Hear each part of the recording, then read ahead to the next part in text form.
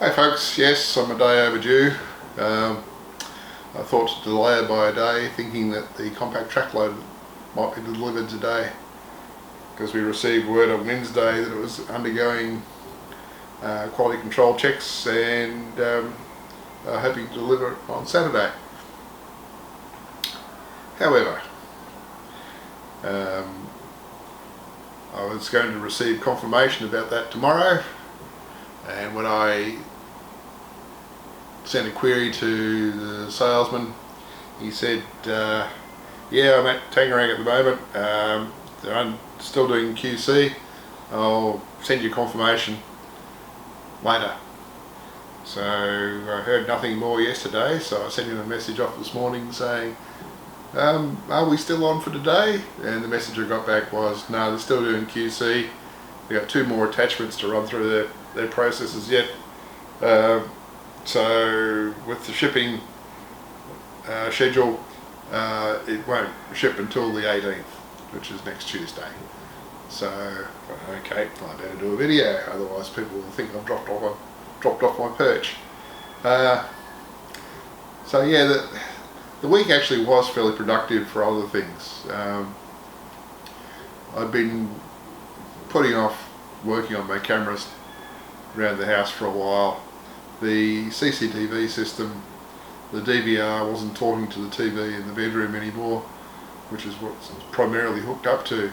So I thought, okay, well, I'll struggle with that a bit. Now, at the moment, cables run up to the ceiling through plugs on the ceiling, and then cables in the ceiling which have got little sort of fly leads on the back of the sockets, which then the HDMI lead plugs into, and so there's one of those at each end of the HDMI cable on the ceiling. So lots of things that can come apart. I suspect that connections may have been dislodged when the insulation was being laid in the ceiling. But anyway, I had previously tried a direct HDMI cable from the DVR to the TV and hadn't had any joy. So, okay, maybe it's that other setting I changed, where I changed the output setting of the DVR from HD to UHD. So, okay, well, I'll try it on a different 4K TV in case this one's gone bung. So I disconnected the 8 camera cables from the back of the DVR and power and mouse, etc., and picked it up and took it into the back kitchen where we have another 4K TV and connected it up to that, and lo and behold, worked fine. So, okay, so I changed the resolution back from 4K back down to 2K HD, and took it back to the bedroom, connected it all up using the direct cable, and it all worked fine. So I got a few settings sorted out, and after a bit of fiddling around, let's try that 4K again, because I know how to change it back if I have to. So I changed it to 4K output, and it all worked fine. Okay, won't argue with that. I'll just leave the direct cable in place, worry about the cables through the ceiling later if they don't work. Might have to send somebody up in the ceiling to reconnect some cables if they become dislodged. So having got that sorted out, I thought, right, now what I'll do is I will sort out the access to that DVR from the lounge room. Now that turned out to be non-trivial, of course, because I used Firefox normally, and this thing says, oh no, I need a web plugin, and it didn't want to work. So I look it up. The web plugin only works with Internet Explorer. That could be a problem. Internet Explorer doesn't work anymore. So, okay, so a bit further research, and there's an IE tab option plugin for Chrome. So installed Chrome, installed the IE tab option and this web interface thing, and lo and behold, I have it working. Oh, okay, that's a victory. So then I thought, right, next thing, get it working on the mobile phone, and lo and behold, I have it working here too. which I can demonstrate in a moment. You probably won't see that, but there we go. So it's not set up as cloud-based, that's just off the IP stuff currently, but that's sufficient for my needs because I don't go anywhere. So that was all good. I got the 8 analog cameras working again. Now there's a few IP cameras around here as well, and there's one on the back tank stand which looks towards the west generally, and there's one on the southeast corner of the house. And one of the southeast corner of the house is a replacement I brought from Tullamarine because the other one that was there has stopped working. Okay, as they do. So the one I brought from Tullamarine, it had been so long since I'd talked to it, I'd forgotten how to talk to it. Okay, so what I need to do is fire up my PC I used in Tullamarine, the one known as Mission Control, which was my previous main computer in the lounge room, which has been superseded by Monster. And I've been using Monster since we've got the stuff from Melbourne set up here, and Mission Control hadn't been turned on. So I thought, okay, I'll fire up Mission Control and have a look at that. Connected up power to it, switched on the PSU, things lit up inside the PC, pressed the power button, nothing happened. Absolutely nothing. Okay, pull it out from under the desk, put it on the bench, take the covers off, reseat the power cables on the PSU, reseat the power cables on the motherboard, apply power, press the power button. Oh look, it works. Oh, dodged a bullet there, right now. So I put the covers back on, put it back onto the desk, connect up all the power and the monitor and everything to it, and powered it up, and it booted up to the login screen. Beauty, this is good. And I have a wireless keyboard for that, which turns out wouldn't let me log in because it's got some sticky keys. They just don't work anymore. Great. So I then used the on-screen keyboard option, which is fortunately there, so I logged in using the mouse. And once I was in there, checked the camera settings for the camera out the southeast corner, and the PC knew nothing. So all that hassle for nothing. Oh well, okay. So I shut all that down again, and thought, right, next option for getting into this camera is go and see if there's a reset button on it to set it to factory defaults. So I went and got the ladder and climbed up the ladder and looked at the label on the side of the camera, and it had a username and password on it. I thought, that's not one I've tried. I tried all my usual ones. I'll try this one. Worked. Okay.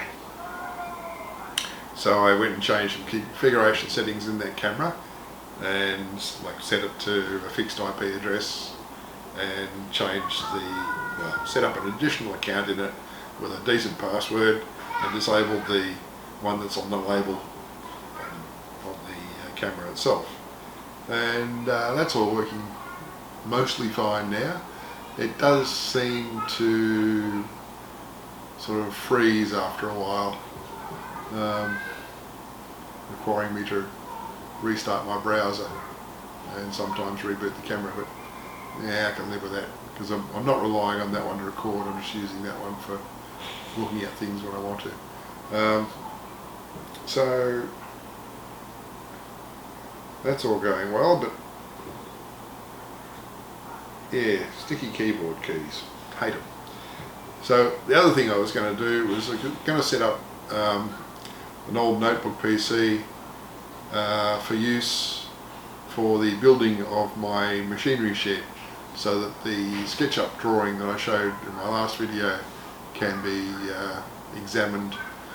To that end, I actually purchased a 4K 28-inch monitor, because the PC itself actually is 4K resolution, even though it's an old one, relatively. So I got the monitor and connected up to notebook PC, powered it up, went to log in, sticky keys. But fortunately, with banging them enough, I managed to get the ones I needed for my password to log in. But that's not an ideal thing long term. And the way I'll have it set up is with the external monitor plugged in and the power lid power setting things set up correctly in the notebook PC. Once it's booted up, close the lid, it'll keep going. So what I'll do is I'll buy a couple of wired keyboards and wired mice so I can talk to mission control and talk to the notebook PC. So that notebook PC with wired mouse and keyboard and external monitor will go down to Dadang's house, which will be more convenient for the people doing the building on the shed. And yeah, so what else will I do?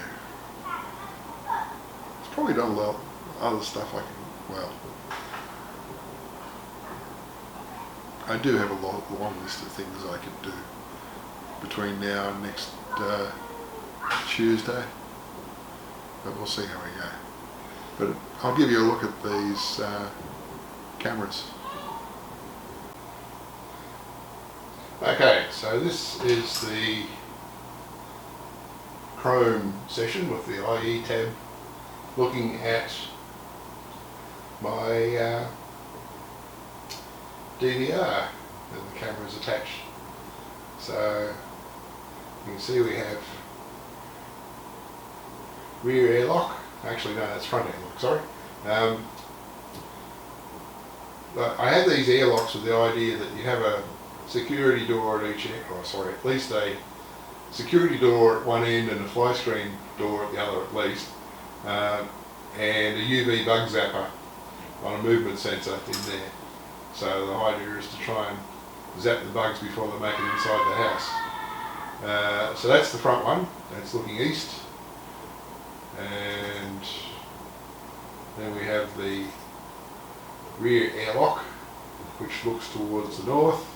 You can see Lisa out there in front of her house with daughter Ara.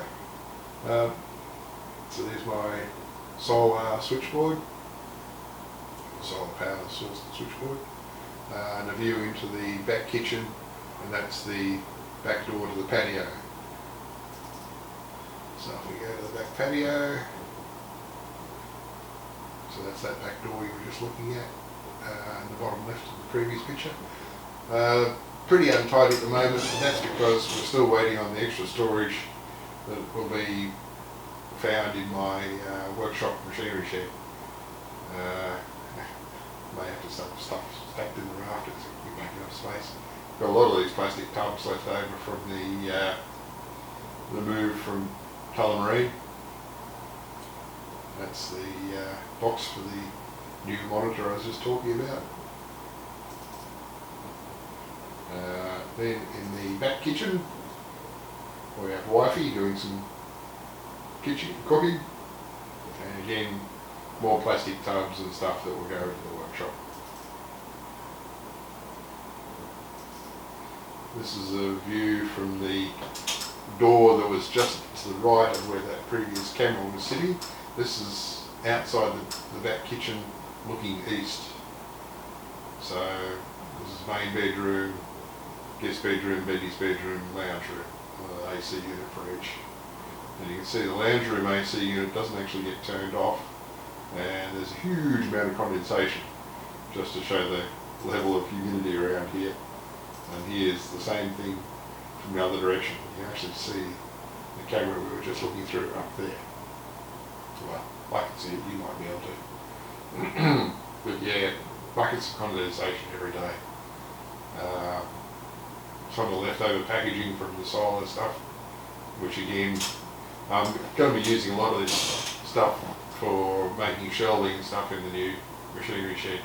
And this is the aluminium rails for putting solar panels on. There are a few of those left over.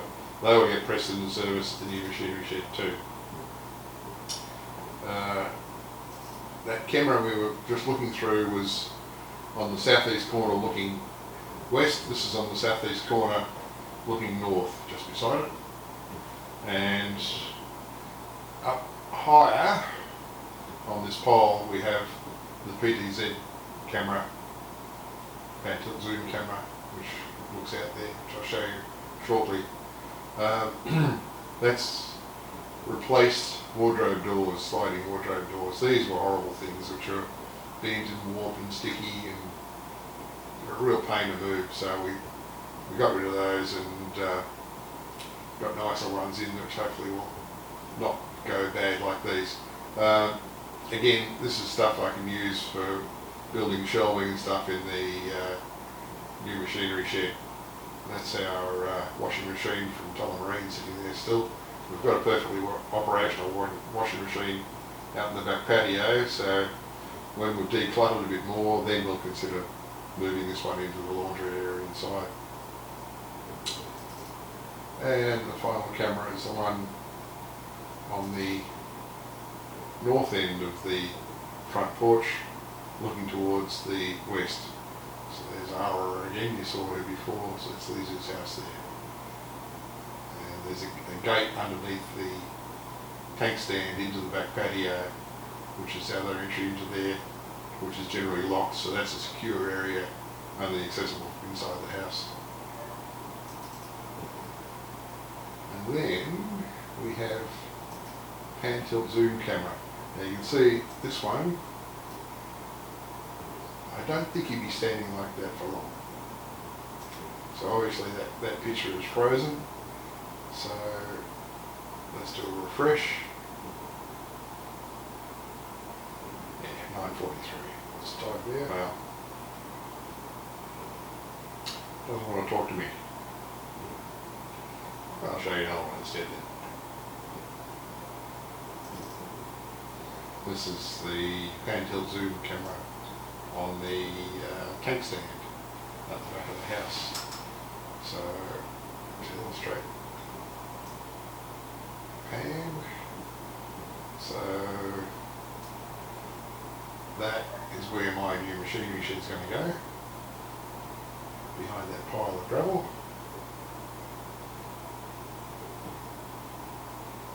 And we can zoom quite a bit. But this camera does have an issue in that I can't elevate far enough. It says after you've rebooted it, you can elevate higher, so there's some sort of stuck thing in the control systems internally which will not let it go up far enough.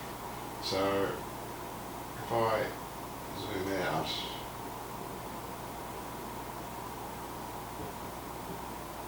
you can see that I can't zoom on the horizon. I can't elevate it that far. But yeah, it's a pain. But it is what it is. So you work within your limitations.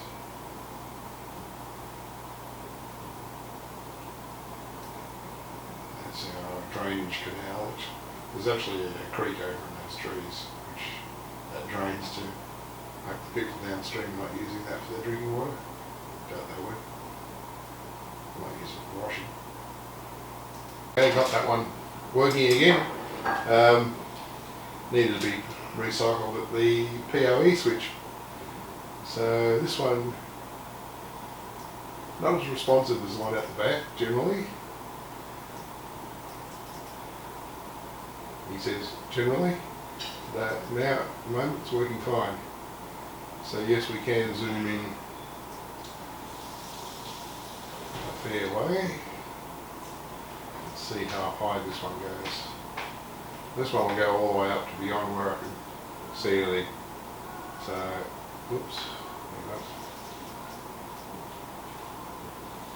So if we keep zooming, it does show down the bottom right the level of zoom, so we can go to 30 times. So, It's new runs now. Okay.